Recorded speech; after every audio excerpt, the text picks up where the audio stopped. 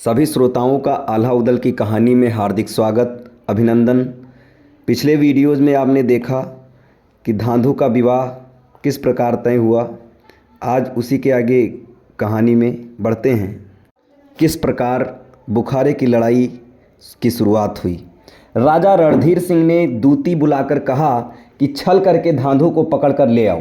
दूती ने 16 श्रृंगार किए, पालकी पर झालरदार पर्दे लगाए और बाग में जा पहुंची।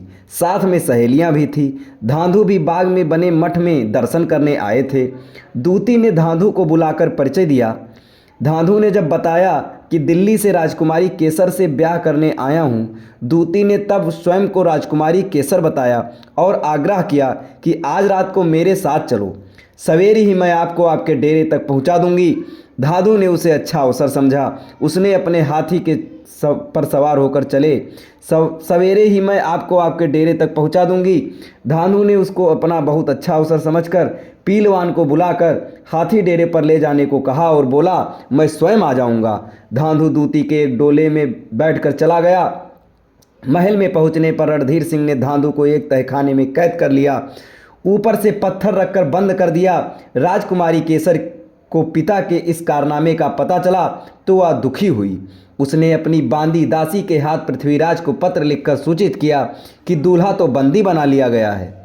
पृथ्वीराज हैरान हुआ कि धांधु उनके चंगुल में कैसे फंस गया। ताहर ने तुरंत अपनी फौज तैयार की और बुखारे पर चढ़ाई कर दी। उधर रणधीर सिंह ने भी बेटे मोती सिंह को सामना करने के लिए तैयार कर लिया। मोती सिंह ने कहा, कौन हमलावर है, कहाँ से आया है, जरा सामने आकर जवाब दो।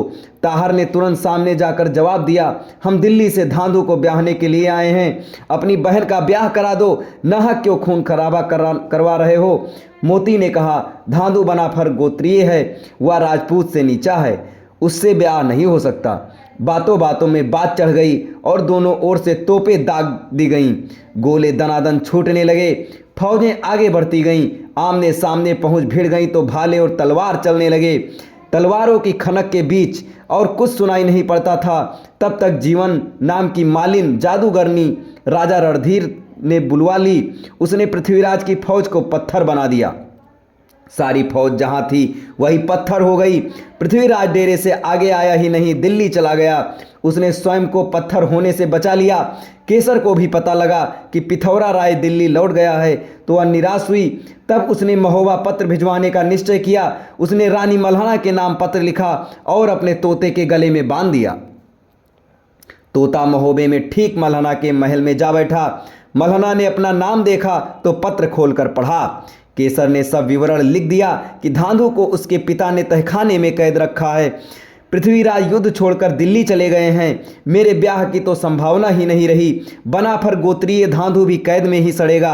आप चाहें तो हम दोनों का कल्याण कर सकती हैं। माता ने मलखे को बुलवाकर पत्र पढ़वाया।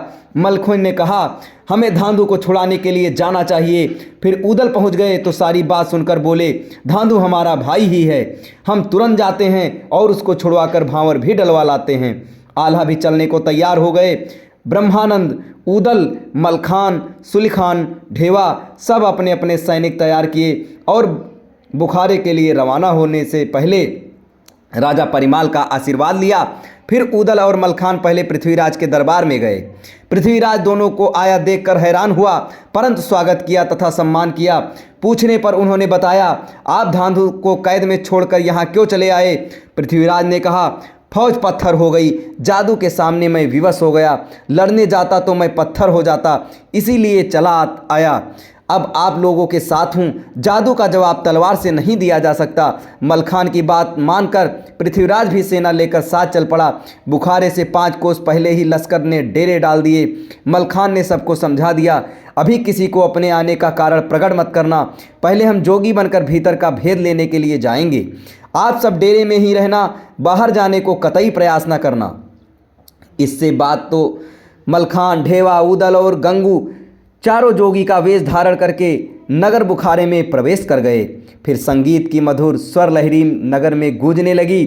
उदल ने सुरीली बांसुरी बजाई, वीर मलखान ने खंजरी, गंगू भाट ने इकतारा बजाना शुरू कर दिया और ढेवा ने डमरू पर तान छेड़ दी।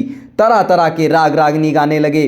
दरबार ने पूछा तो उदल ने बता दिया कि जोगी बंगाल के रहने वाले हैं, हमारी कुटी गोरखपुर में है और हम हिंगलाज देवी के दर्शन करने के लिए जा रहे हैं।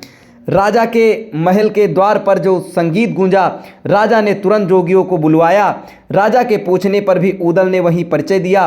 कहा कि हम आज तो तुम्हारी नगरी में रहेंगे, परंतु सुबह जल्दी ही अगली यात्रा पर निकल जाएंगे। राजा ने जोगियों को मोती भेंट किए तो जोगियों ने लौटा दिए। बोले, बाबा, हमें मोतियों की चाह होती तो जोगी क्यों बनते, हम तो थके मांदे आए हैं, बस एक समय का भोजन करा दो, कल किसी और घर का दाना पानी मिलेगा। राजा इसे अपना सौभाग्य मानकर तुरंत महल में गए तथा रानी से भोजन बनवाने को तैयार करवाने का आग्रह किया। रानी ने भोजन तैयार करवाकर जोगियों को बुलाकर भोजन करवाया। रानी बोली, मेरी पुत्री कुछ बीमार है, उदास है, क्या आप उसे ठीक कर देंगे? उदल ने कहा, बेटी को दिखाइए, फिर बताएंगे कि क्या उपाय करना होगा।